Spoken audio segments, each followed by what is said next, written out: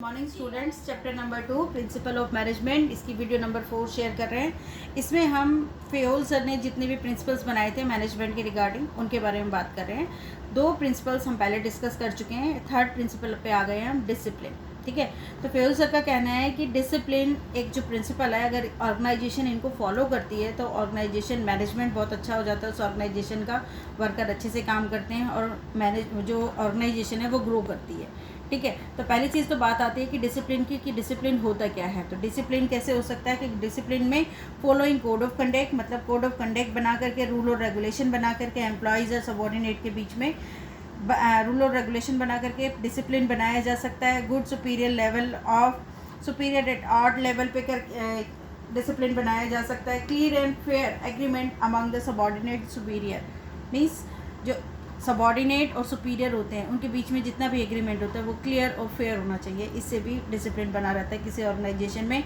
और last step आता है कि पेनल्टी मीन्स उस डिसिप्लिन को जो फॉलो नहीं करता उसके लिए पेनल्टी लगा करके भी डिसिप्लिन उनसे फॉलो कराया जा सकता है। तो क्या कह रहे हैं फेयोल सर कि किसी ऑर्गेनाइजेशन में अगर डिसिप्लिन, जिनके 4 कीवर्ड्स हैं, अगर इन डिसिप्लिन को फॉलो किया जाए तो वो ऑर्गेनाइजेशन में बहुत अच्छा होता है। उनके अंदर कोऑर्डिनेशन के साथ काम होता है और बहुत अच्छे तरीके से काम होता है हर एक लेवल पे। ठीक है, तो फॉर एग्जांपल ले सकते हैं हमसे, जैसे कि एम्प्लॉयज़ जो होते हैं किसी भी ऑर्गेनाइजेशन में, उनका कमिटमेंट होता है अपनी ऑर्गेनाइजेशन के साथ में कि वो अपना काम जो है इफेक्टिवली और एफिशिएंसी के साथ करेंगे। ऐसे ही जितने भी सुपीरियर होते हैं ऑर्गेनाइजेशन में, उनका अपने सबॉर्डिनेट के साथ में कमिटमेंट होता है कि वो एक अच्छा रिम्यूनरेशन देंगे, एक अच्छा उनको वर्किंग एनवायरनमेंट देंगे, वेजेस अच्छी देंगे, प्रमोशंस देंगे। अगर ये सब अपने रूल और रेगुलेशन को फॉलो करते हुए चलेंगे तो ऑर्गेनाइजेशन में डिसिप्लिन बना रहता है और दोनों तरफ से अच्छा काम होता है और ऑर्गेनाइजेशन अपने आप में ग्रो करना स्टार्ट कर देती है।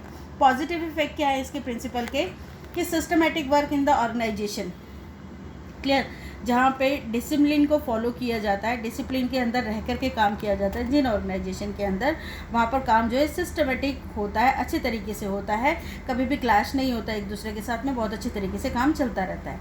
इम्प्रूव एफिशिएंसी, इससे लोगों की, इससे वर्कर की, इससे चाहे आप सुपीरियर की बात करें, सबकी एफिशिएंसी इंक्रीज़ होती है, वो और बेहतर तरीके से काम कर पाते हैं क्योंकि डिसिप्लिन में रह करके वो लोग काम करते हैं। ठीक है, वायलेशन ऑफ दिस प्रिंसिपल, अगर इस प्रिंसिपल का कोई ऑर्गेनाइजेशन वायलेशन करती है, मतलब मानती नहीं है इन प्रिंसिपल्स को, तो ऐसी कंडीशन में क्या होगा उन ऑर्गेनाइजेशन में, जो ऑर्गेनाइजेशन इस प्रिंसिपल डिसिप्लिन को नहीं मान करके अपने काम कर रही है, डिसिप्लिन वो फॉलो कर ही नहीं रही है, तो ऐसी कंडीशन में क्या क्या हो सकता है।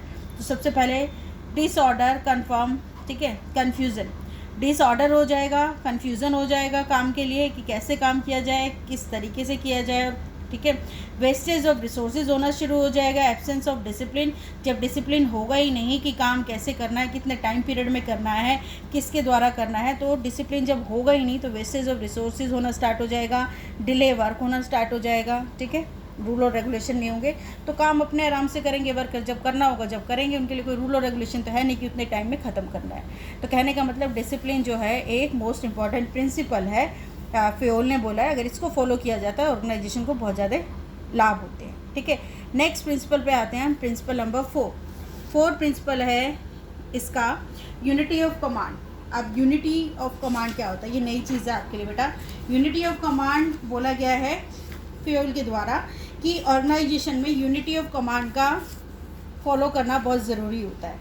यूनिटी ऑफ कमांड होता है order from one boss only, order from one boss only, कि कहने का मतलब कि मालिक या सुपीरियर कोई एक ही होना चाहिए, उसके नीचे जितने काम करने वाले हैं, ए मान लो एक्स है, वाई है, जेड है, ये बी है, मतलब कहने का कि सुपीरियर एक ही होना चाहिए, बताने वाला काम एक ही होना चाहिए। ठीक है, रूल्स को बताने वाला बताने वाला एक ही होना चाहिए, बॉस एक ही होना चाहिए, तभी सबॉर्डिनेट अच्छे से काम कर पाते हैं, तभी उनको एक ही को बॉस बनाना और सबको, और सब जितने भी सबॉर्डिनेट हैं उसी के लिए अकाउंटेबल होने चाहिए, तभी यूनिटी ऑफ कमांड आती है। तो order of from one boss, more than one boss confuse the subordinate. अगर इसी चीज़ को हम यहाँ देखें कि मान लो अगर इसकी जगह उल्टा हो जाए कि ए भी बॉस है, ए भी मैनेजर है किसी डिपार्टमेंट का, बी भी मैनेजर है, सी भी मैनेजर है, और ये सब मिल करके जो वर्कर हैं एक्स, तीनों इनको मिल करके काम दे रहे हैं, इनको कमांड दे रहे हैं कि तुझे क्या करना है, तो ये एक्स जो है वर्कर, ये कहीं ना कहीं कंफ्यूज हो जाएगा कि क्या मैं ए की बात मानूं या बी की बात मानूं या सी की बात मानूं, तो कन्फ्यूज़न क्रिएट होता है। तो कहने का मतलब क्या है, यूनिटी ऑफ कमांड का मतलब कि बहुत सुपीरियर एक ही होना चाहिए, कि कौन सुपीरियर है वही आपको कमांड देगा काम करने के लिए वर्कर को, और वर्कर उसी को मान के चलेगा। अगर एक से ज़्यादा सुपीरियर हो जाते हैं तो सबऑर्डिनेट को बहुत कन्फ्यूज़न होती है कि किसके रूल को वो मान के चले और किसकी बात को मान करके काम करे। ठीक है। कॉन्ट्रडिक्शन फंक्शंस फॉर्मैनशिप टेक्निक्स, ठीक है, इसके लिए बनाई गई है ये वाली। इसके एग्जांपल के थ्रू अगर हम बात करें कि if employees of production department is asked to go slow, कोई प्रोडक्शन डिपार्टमेंट का कोई एम्प्लॉई है, उसका प्रोडक्शन जो है बहुत स्लो है, बहुत धीरे धीरे काम करता है, जल्दी वो काम नहीं कर पाता। ठीक है, तो maintain the quality standard by the production in-charge and sale in-charge and instruction to employees. मतलब क्या हुआ कि जो एक्स एम्प्लॉय था बहुत वीक था, प्रोडक्शन बहुत अच्छा नहीं कर पा रहा था, तो ऐसी कंडीशन में क्या हुआ, सेल्स डिपार्टमेंट के मैनेजर ने भी इसको इंस्ट्रक्शन करना स्टार्ट कर दिया, परचेज डिपार्टमेंट के जो मैनेजर था उसने इसको इंस्ट्रक्शन देना स्टार्ट कर दिया, सब ने इसको इंस्ट्रक्शन देना स्टार्ट कर दिया कि अपने आप को ठीक करो। तो अब इसको बात यह आएगी कि ये किसका रूल फॉलो करें।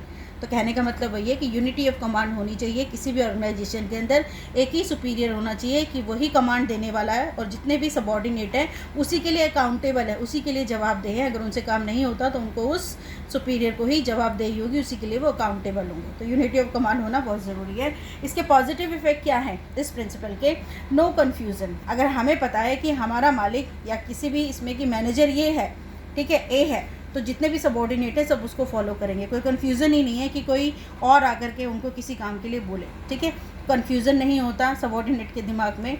नो ईगो क्लैशेस भी नहीं आते। अब क्या होता है कि एक से ज़्यादा डिपार्टमेंट के लोग जो है हेड बन जाते हैं, मान लो ए भी मैनेजर है, बी भी मैनेजर है, सी भी है, और सारे मिलके वर्कर को काम दे रहे हैं, तो कहीं ना कहीं ईगो क्लैश होनी शुरू हो जाती है कि ए बोलेगा मैंने इस वे में करने के लिए बोला था, बी बोलेगा मैंने इसमें करने के लिए बोला था, सी बोलेगा मैंने इसमें करने के लिए बोला था, कहीं ना कहीं इनके ईगो क्लैश होनी स्टार्ट हो जाती है।